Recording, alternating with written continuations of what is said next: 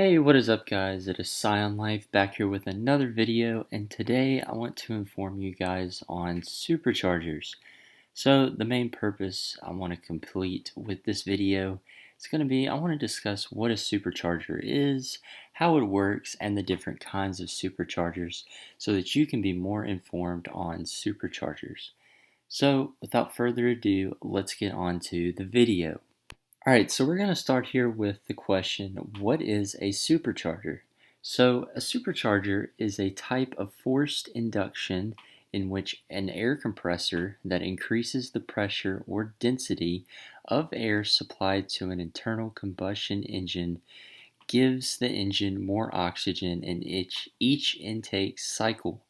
This allows the engine to burn more fuel and do more work, which, as you guys know, creates more horsepower. And so what this means is it draws in more air through the supercharger, it makes it really dense, and then it pumps it into the engine, mixes with the fuel, makes, stronger combustion, and that creates more power. So why would you want a supercharger?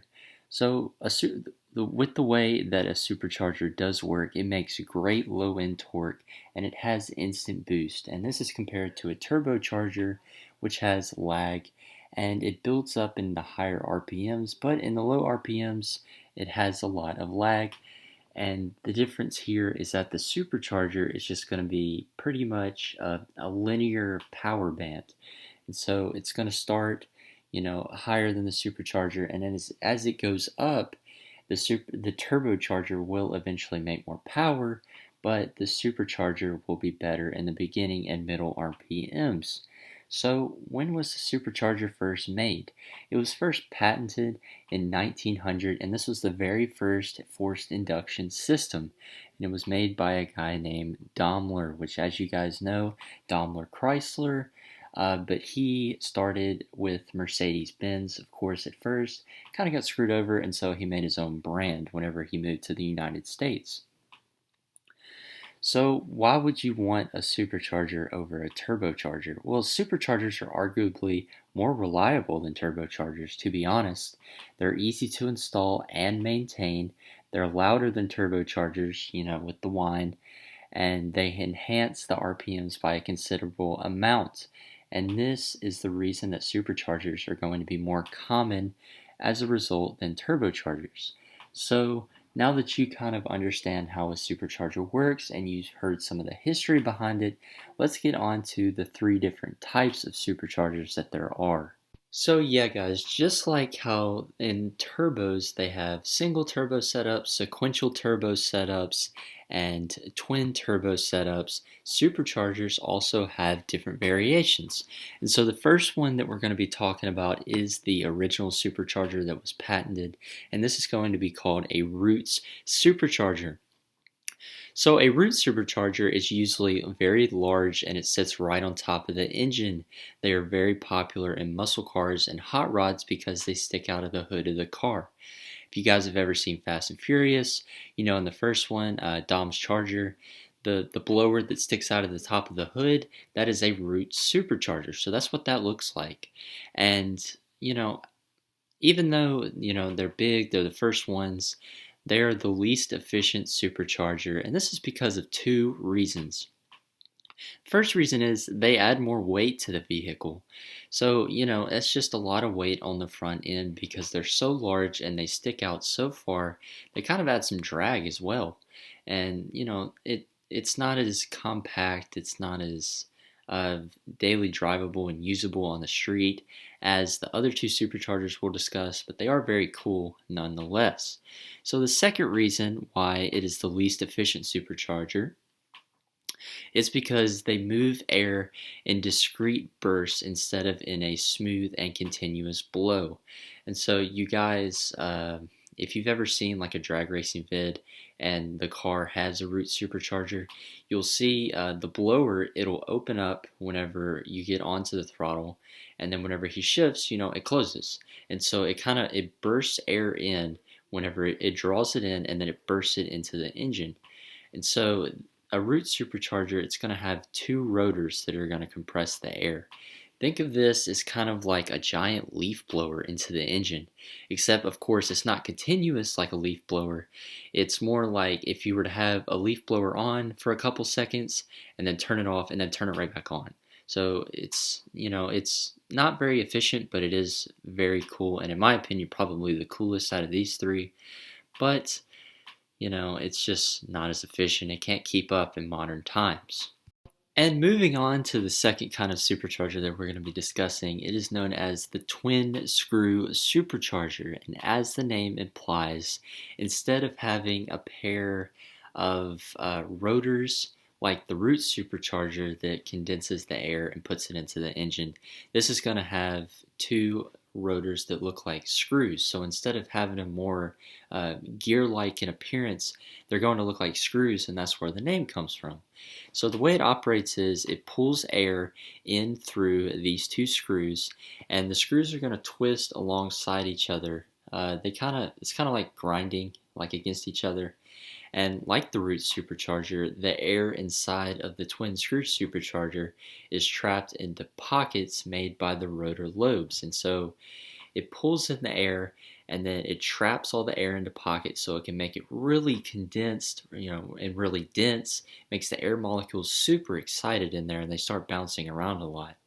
But the reason that a twin screw is going to be more efficient is that the twin screw compresses the air inside the rotor housing, and this is because the rotors have a conical taper. Now you're probably thinking, what the hell is he even talking about? So the way that a conical taper works is it draws in the air through like a big hole. So imagine this as like the megaphones that people yell through. So it draws it in through like the big part of the megaphone. Well, like a funnel. Think of it like a funnel. It draws in through the big part of the funnel, and then it goes into the engine through this little skinny part, and that's what a conical taper is. It goes from, big to small. And so this means that the air pockets decrease in size as the air moves from the fill size, which is where it comes in, to the discharge side, which is where it goes into the engine.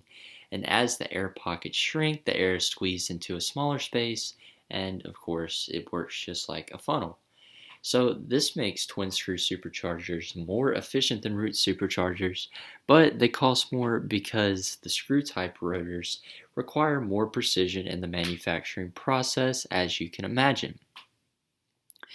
Now, some types of twin screw superchargers do sit above the engine like a root supercharger, but some do not. They kind of sit off to the side.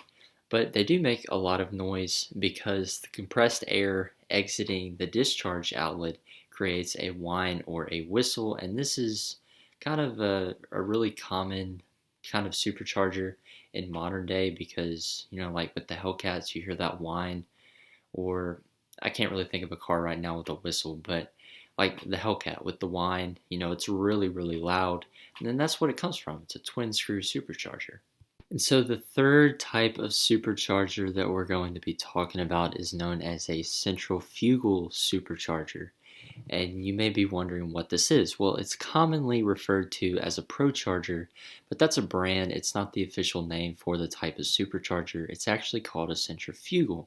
And so this kind of supercharger is the most efficient and the most common out of these three. And the reason why is a centrifugal supercharger powers a propeller, a device similar to a rotor at very high speeds to quickly draw air into a small compressor housing. Impeller speeds can reach up to 50,000 to 60,000 RPMs, which creates a lot of airflow into the centrifugal supercharger, as you can imagine. So as the air is drawn in at the hub of the impeller, centrifugal force causes the air to radiate outward, which means, it draws it in, and then the force of the propeller, or the impeller, forces it into the tubing, which will eventually deliver it into the combustion chamber. Now, this means the air leaves the impeller at a high speed but a low pressure. But you do not want it at a high speed and a low pressure. You want it at a high pressure and a low speed. So there is what is known as a diffuser, which is a set of stationary vanes that surround the impeller, and this converts the high speed low pressure air into low speed high pressure air. This makes it so that it's a constant, steady flow into the combustion chamber, but the air is super excited inside. The air molecules are really bouncing around. And so it's like a happy medium in between the two different kinds of superchargers that we discussed prior, and that it's not just a burst of air, it's not a slow, continuous, low density, low pressure air. This is high pressure air like what's delivered in the root supercharger, but the difference is that this has a low speed like the twin screw, and so it's able to come in a bit slower and it's more of a continuous flow.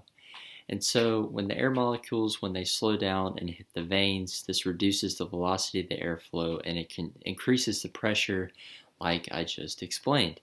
So what's the pros about these? So these are the ones that are going to look like little turbos, but they're still belt driven. They're going to be off to the side of the engine, but they are very small, lightweight, and they attach to the front of the engine, like I said, instead of the top, like a traditional Roots or twin screw supercharger. They also make a very distinctive whine as the engine revs up. It's hard to explain. It's more of like whenever the Hellcat whines, it's more of like a deeper, it's like what?